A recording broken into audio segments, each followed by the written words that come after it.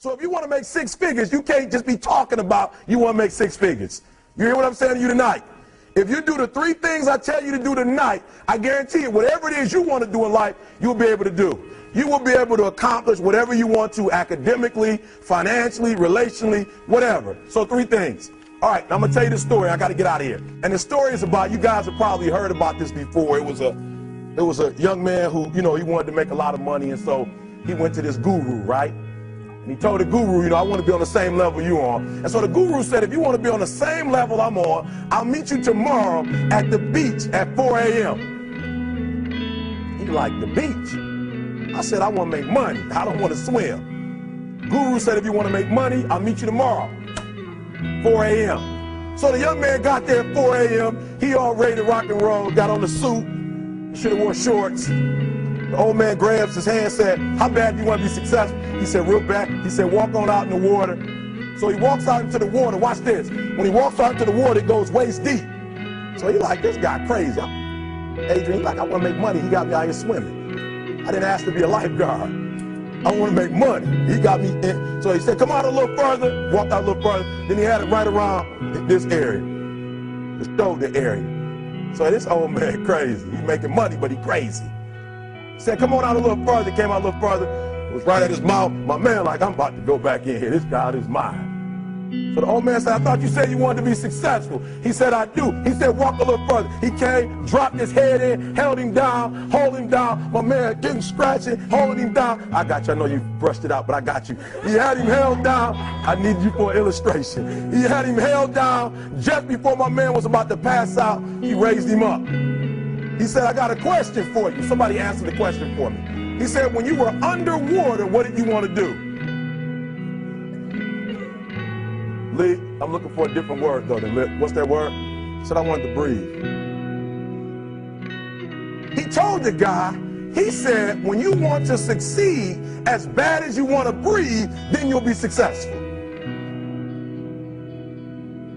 I don't know how many of y'all got asthma in here today, but if you ever had an asthma attack before, you short of breath, SOB, shortness of breath, you wheezing. The only thing you trying to do is get some air. You don't care about no basketball game. You don't care what's on TV. You don't care about nobody calling you. You don't care about a party. The only thing you care about when you're trying to breathe is to get some fresh air. That's it. And when you get to the point where all you want to do is be successful as bad as you want to breathe, then you'll be successful. And I'm here to tell you, number one, that most of you say you want to be successful, but you don't want it bad. You just kind of want it. You don't want it badder than you want to party. You don't want it as much as you want to be cool. Most of you don't want success as much as you want to sleep. Some of you love sleep more than you love success. And I'm here to tell you today, if you're going to be successful, you got to be willing to give up sleep. You got to be willing to work off for 3 hours of sleep, 2 hours. If you really want to be successful, some days you're going to have to stay up 3 days in a row. Because if you go to sleep, you might miss the opportunity to be successful. That's how bad you gotta want it. You gotta go days without, listen to me, you gotta want to be successful so bad that you forget to eat. Beyonce said once she was on the set doing her thing, 3 days had gone by, she forgot she didn't eat. Because she was engaged. I'll never forget when 50 Cent was doing his movie, I did a little research on 50, and 50 said that when he wasn't doing the movie, he was doing the soundtrack. And they said, when do you sleep, 50? Sleep. He said, sleep. Sleep is for those people who are broke. I don't sleep. He said, I got an opportunity to make a dream become a reality. Football players, how many football players? Got anybody like football in here? Raise your hand. Anybody like football? Emmitt Smith. I used to be a Cowboy fan. Before they did my boy Tom Landry wrong, I used to be a Cowboy fan. And watch this, there was a commercial. Emmitt Smith had won his first Super Bowl, and he had this commercial when he was lifting weights. I don't know if you saw the commercial when he was lifting, and he said, Emmitt said, you know what? I won the Super Bowl, so I can rest now. He was doing his bench press. So he said, I won the Super Bowl, so I can rest now. So he throws up about 325, boom. And he rests for about 2 seconds. And he boom, boom, boom. Did you see that? He'd already won a Super Bowl. He said, I think I'm going to take a rest. And he rests for how long? 1 second. Most of you won't be successful because when you're studying and you get tired, you quit. And I'm here to tell you today, if you got somebody came to my office the other day crying. I said, look, don't cry to give up. Cry to keep going. Don't cry to quit. You already in pain. You already hurt. Get a reward from it. Don't go to sleep until you succeed. Listen to me. I'm here to tell you today that you can come here, you can jump up, you can do flips, you can be excited when we give away money. But listen to me, you'll never be successful until I don't have to give you a dime to do what you do.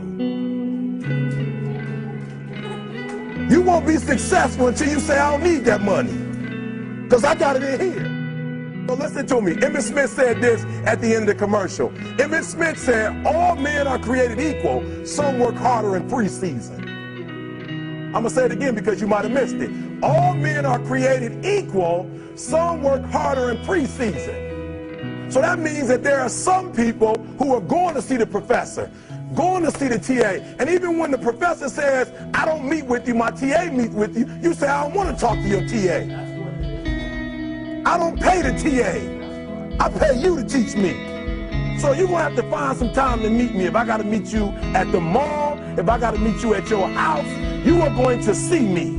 Listen to me. All men are created equal. Some work hard in preseason. When I went to college, guys were way smarter than me. 4.0s, 3.0s. They went to the Ivy League high schools, came to Oakwood from these great high schools. Most of them are not doing what I'm doing. Why? Because it's not about where you come from. It's about heart. You come to a place where, being smart ain't enough. You got to have heart. That's number one. Watch number two. Number two, catch number two. I wrote it down. I wanted to make sure you got it. It says, watch this. We're talking about sacrifice now. The important thing is this. You're right why I'm saying it, because I only have about 3 more minutes. Listen to me. The most important thing is this. To be able at any moment to sacrifice what you are for what you will become. That's the number 2 thing. You got to catch that one. To be able to, listen to me, at any moment. Some of you can make sacrifices when Monday Night Football is not on. You can make a sacrifice. But when the game come on, for some reason, you just attached to it. For some of you, when your favorite show come on, you can make sacrifices on Sunday when ain't nothing going on. But when your favorite show comes on Monday, bam, some of you focus until the phone ring, and then you like, I gotta answer it. If I don't answer the phone, I'm gonna die. I'm saying to you today that there's some of you, if you give up your cell phone, you would be successful. But your cell phone is more important to you than your success. I'm gonna say it again. I'm gonna hurt somebody.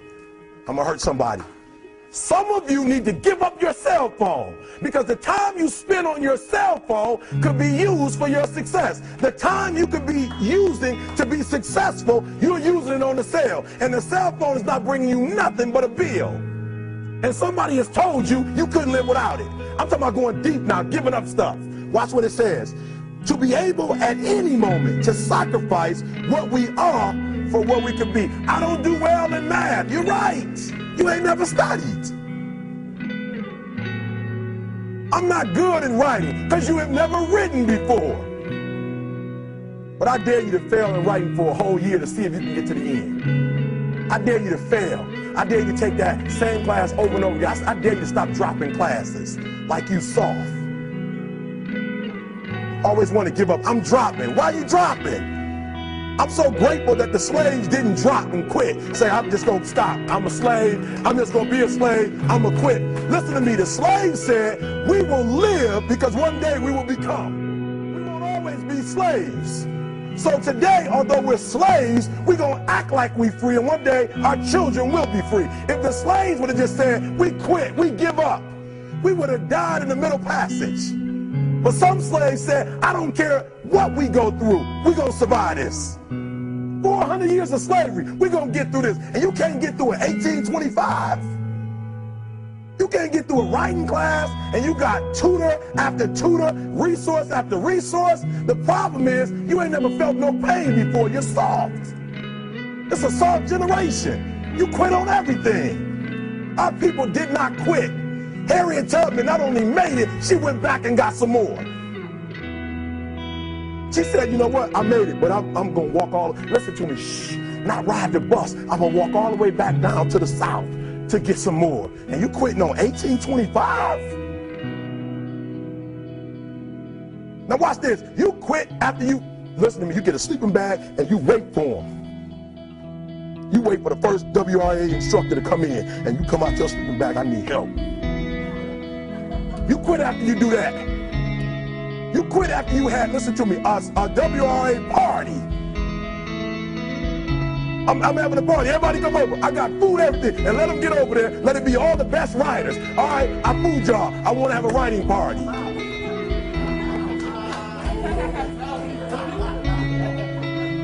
I'm serious. You quit and you ain't even tried yet. Last one. I'm sorry. Last one. Listen to me. Pain is temporary. It may last for a minute or an hour or a day or even a year. But eventually, it will subside. And something else will take its place. If I quit, however, it will last forever. Listen to me, I'm telling you as I leave. I'm telling you as I leave, I was homeless for 2.5 years. And the problem with most of you never felt no pain before. Y'all spoiled. Y'all spoiled. Some of y'all spoiled, just bottom line. Your parents have done everything for you. You never had to do nothing for yourself. You're spoiled. We're going to keep it real tonight. Some of you are spoiled brats. Every time you ever got in trouble, somebody in your house got you out of it.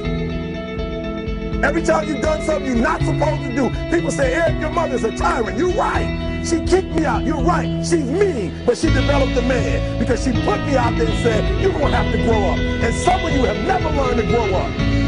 And so every time something get hard, you quit, you call mama. I dare you to take a little pain. I dare you. I dare you not to go home.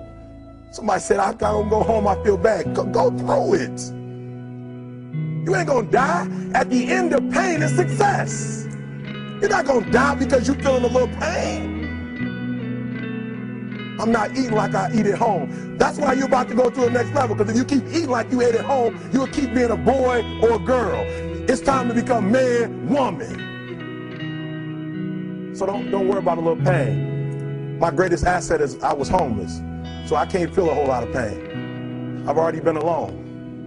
There's not a whole lot of hurt I can feel on a little paper, on a little test. So I leave you, listen to me. We have gotten to a point where it's midterms and we're moving forward. The days of you getting money, I'm not saying we quitting, but I'm saying the day has got to go from external to internal. You have to give it everything you got. No more TV, no more parties, no more playing. If you don't have a 4.0, what you need to be doing is studying. Get off the phone. I'm sorry, I'm not available until the end of this year. No, I'm for real. You reached the right number, but you called me at the wrong time. Call me back January 1st. I'm about to get busy now. Huh? I want you to have a countdown of your own and say when the countdown is over, we're the real, watch me, because when I was homeless, I knew something was wrong. I knew that wasn't the best of me. And one day I said, will the real Eric Thomas please stand up? Will the real Eric Thomas please stand up? Stop being this high school dropout. Stop giving up. Stop sleeping on the street. Stop walking up and down Fecal Avenue like you ain't got nothing, and get your GED. Stop being afraid to take a test. Stop being afraid to go to college because your daddy didn't go and your mama didn't go. Stop being afraid and be the best Eric Thomas you can be. But listen to me, it's going to be hard. It took me 12 years to get a 4-year degree, but I got it. And guess what? On a degree, it don't have dates. So if it took you 4 and it took me 12, it don't show up nowhere. But I'm exactly where I wanted to be because I realized I got to commit my very being to this thing. I gotta breathe it, I gotta eat it, I gotta sleep it. And until you get there, you'll never be successful in life. But once you get there, I guarantee you, the world is yours. So work hard and you can have whatever it is you want. Thank you guys for listening.